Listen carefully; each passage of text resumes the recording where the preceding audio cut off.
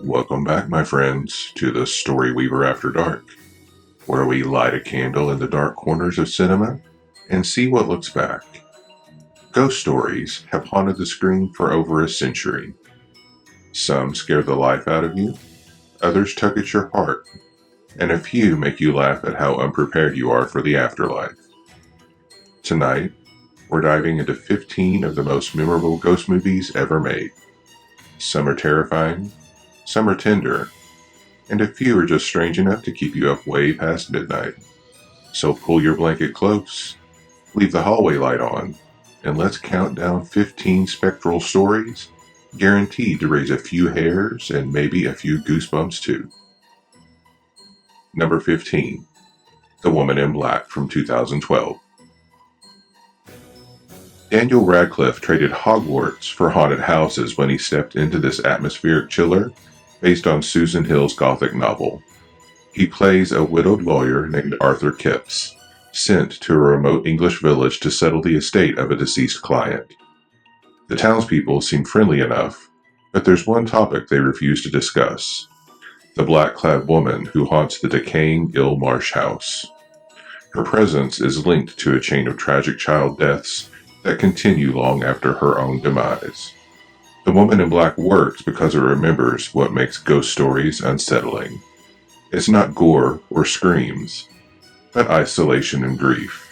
The house itself feels alive, filled with whispers and invisible movement. The marsh outside traps sound and light like a coffin of fog. Radcliffe's performance carries a believable dread, as if Harry Potter grew up and realized some monsters don't care about magic. Fun fact: this film marked Hammer Studios' return to horror after 30 years of dormancy, the same studio that made Dracula and the Mummy back in the day. From the misty marshes of England to the heart of Chicago, we trade lonely souls for one who answers when called. Say his name, if you dare. Number 14. Candyman from 1992. Say his name 5 times in a mirror and regret it forever. In the early 90s, horror had become predictable. Masked slashers, body counts, rinse and repeat. But Candyman gave us something different. A ghost born from pain and legend. Helen Lyle, a graduate student researching urban myths, stumbles upon a story whispered through the walls of Cabrini Green. The tale of a murdered man with a hook for a hand and a swarm of bees in his chest. Tony Todd's portrayal of Candyman is mesmerizing, equal parts terrifying and sorrowful.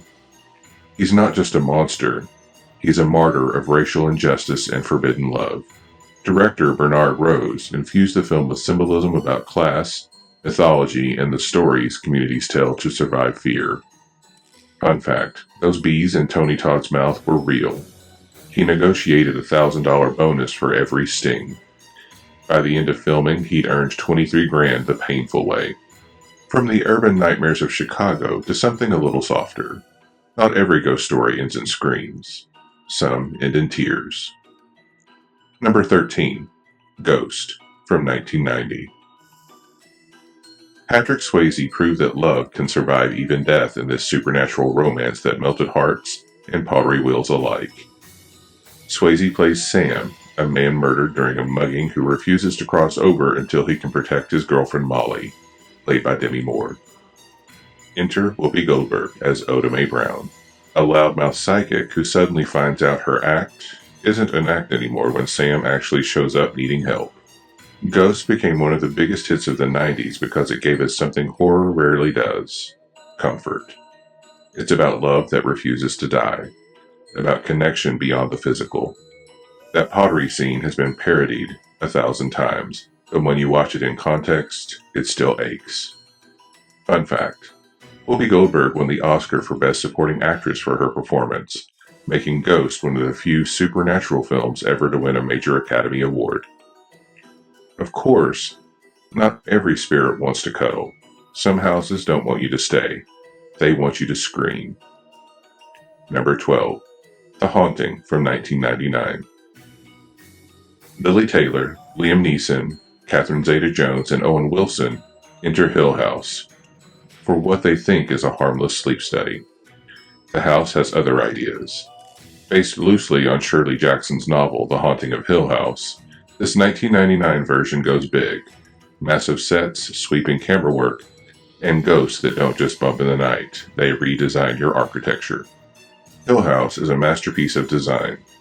The mansion is so elaborate it practically becomes another character, all twisting staircases and impossible geometry. Lily Taylor's performance as the fragile Eleanor is heartbreaking. A woman seeking belonging who finds herself swallowed by a house that knows her better than she knows herself. Director Jan de Bont, famous for Speed and Twister, used cutting-edge CGI for the first time, blending it with real sets so intricate they reportedly made crew members uneasy to walk through them at night.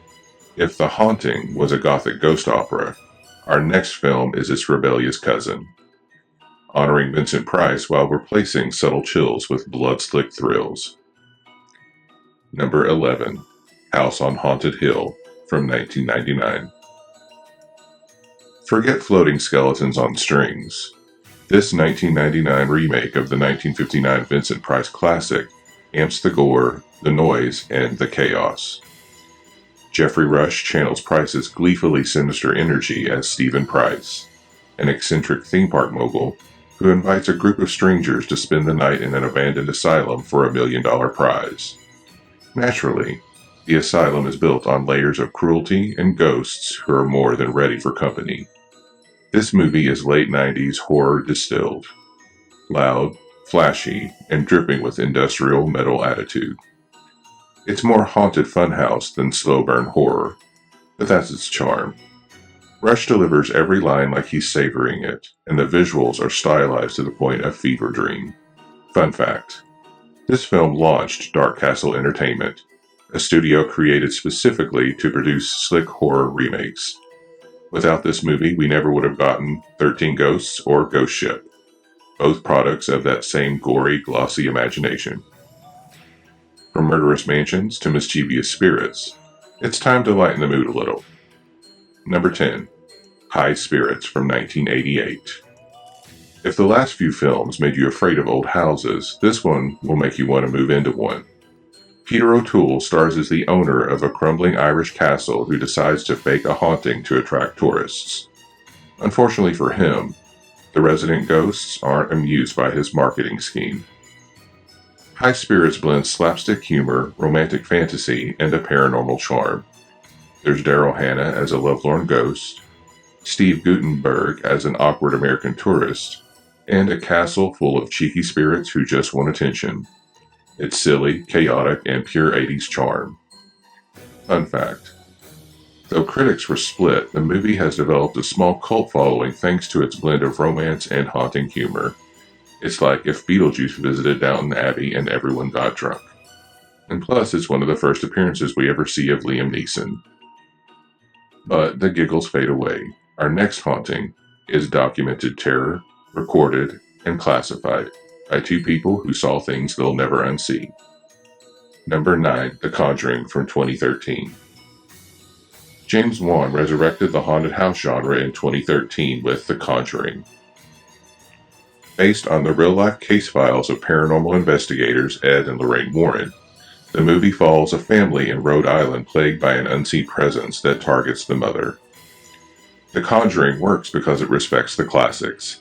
It's not about gore or gimmicks, it's about dread.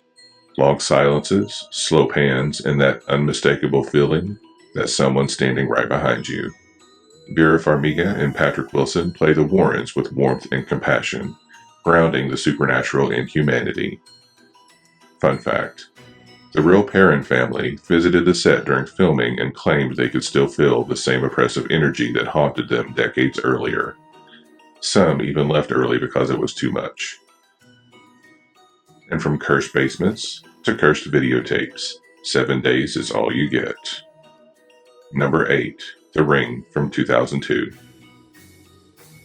The Ring introduced many Americans to Japanese horror. A curse that's not personal, just inevitable.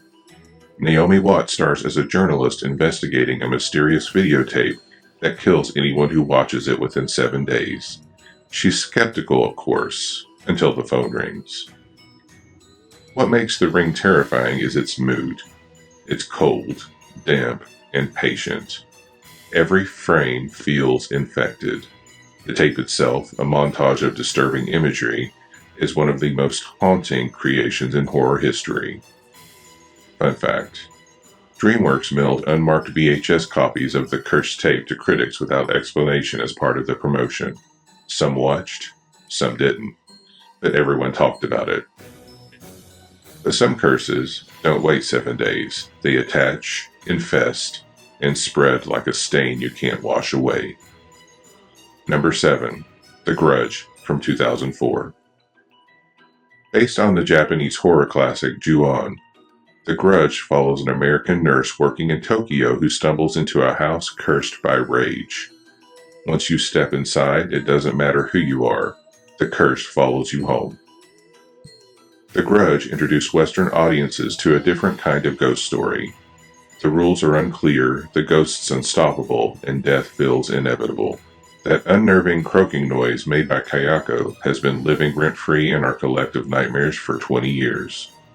Fun fact: the movie reused many of the original Japanese actors, including the performers who play Kayako and her eerie son, Toshio, giving the remake an authenticity most Western adaptations lack. Let's exhale. Not all spirits are vengeful, some are entrepreneurial. Number 6. Ghostbusters from 1984. Who you gonna call? Ghostbusters remains one of the best blends of comedy and horror ever made. Bill Murray, Dan Aykroyd, Harold Ramey, and Ernie Hudson take on New York's spectral infestations with proton packs, sarcasm, and one very big marshmallow man. It's a movie that shouldn't have worked. A sci-fi comedy about blue-collar ghost exterminators battling demons from another dimension. But it did work, spectacularly. Every scene has become iconic, from Slimer's first appearance to the Stay Puft Marshmallow Man stomping through Manhattan. Fun fact: Dan Aykroyd, who co-wrote the film, actually comes from a family of paranormal researchers. His great-grandfather was a spiritualist. So, when he wrote Ghostbusters, it was less of a stretch than it sounds. Jokes aside, sometimes the only thing between the living and the dead is one man and his ghostly associates. Number 5. The Frighteners from 1996. Before The Lord of the Rings, Peter Jackson gave us this gem. A dark comedy starring Michael J. Fox as a psychic who can see and talk to ghosts. He uses his spectral buddies to scam townsfolk by exorcising fake hauntings, until a real malevolent spirit shows up killing both the living and the dead. The Frighteners is the perfect blend of humor and horror. Fox brings heart and vulnerability to a character haunted by guilt and loss. The visual effects, courtesy of Weta Digital, were revolutionary for the time, showcasing the studio's early brilliance before it went on to create Gollum. Fun fact: this was Michael J. Fox's last major movie role before he shifted his focus to television and advocacy work. But the next tale trades quick banter for a whisper that became a worldwide chill. Number 4. The Sixth Sense from 1999. Few ghost stories hit as hard as this one. A troubled boy confides in his therapist that he sees dead people, and the worst part? They don't know they're dead. M. Night Shyamalan's breakout film built tension quietly, focusing on fear born of empathy. Bruce Willis delivers one of his most understated performances as Dr. Malcolm Crowe, while young Haley Joel Osment gives a hauntingly mature portrayal that earned him an Oscar nomination. The movie's famous twist became legend, but the power of The Sixth Sense lies in its sadness. It's not about monsters, it's about connection, regret, and unfinished stories. Fun fact: Osment improvised one of the film's most memorable lines, the whisper that still gives audiences chills decades later. Now close the curtains. The light is not our friend where we're going. Number 3. The Others from 2001. Nicole Kidman stars as Grace, a devout mother raising 2 light-sensitive children in a dark mansion on a remote island just after World War II. When strange events begin to unfold, Grace suspects the house is haunted, but by whom? The Others is quiet, restrained, and beautifully gothic. It's a masterclass in atmosphere using candlelight and silence like weapons. The twist ending reframes everything that came before it, leaving you questioning who was haunting whom all along. Fun fact: the film won 8 Goya Awards, Spain's equivalent to the Oscars, including Best Film, a rare feat for an English-language movie. We've courted subtlety long enough. It's time to throw the doors open and meet the spirits head-on. Number 2. 13 Ghosts from 2001. A family inherits a mansion made entirely of glass etched with Latin inscriptions. It turns out to be a machine powered by 13 captured spirits, each representing a figure in a twisted system known as the Dark Zodiac. Welcome to 13 Ghosts, a film that proves haunted houses can be high-tech and hellish. The movie is pure chaotic energy. It's loud, gory, and gloriously over the top. But what makes it special is its lore. The Dark Zodiac gives each ghost its own identity and tragic backstory, from the Juggernaut to the Torso, from the Torn Prince to the Jackal. You could fill an entire book with their histories, and fans have spent years doing exactly that. Fun fact: the set was so complex, made of real glass and mirrored surfaces, that the crew constantly bumped into it during filming. Director Steve Beck once said they had to use colored tape just so people wouldn't knock themselves unconscious walking through invisible walls. In the end, 13 Ghosts is less about subtlety and more about spectacle, and that's exactly why it earns the high spot. But haunted machines and cursed houses all bow to one ultimate suburban nightmare, where a little girl whispers from inside the static. Number 1. Poltergeist from 1982. They're here. Few lines have defined horror like that one.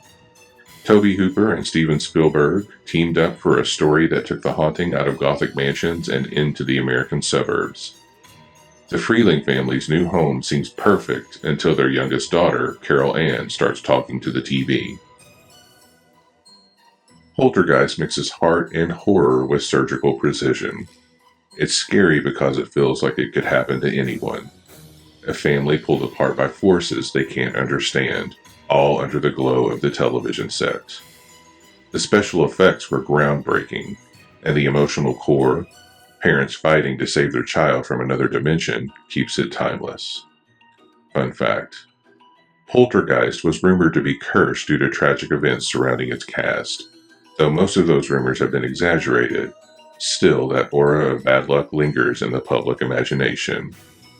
And that, dear listeners, is the power of a ghost story. It doesn't end when the lights come up. It follows you home, quiet and unseen, until you hear a sound in the dark and wonder if maybe, just maybe, someone's still there. Thank you for joining me for this haunted countdown. If you enjoyed your stay among the restless and the ridiculous, be sure to subscribe to the Story Weaver After Dark, where the best stories are always wrapped in a little mystery. Until next time, keep the lights low, the Ouija boards closed, and remember, every story leaves a ghost behind.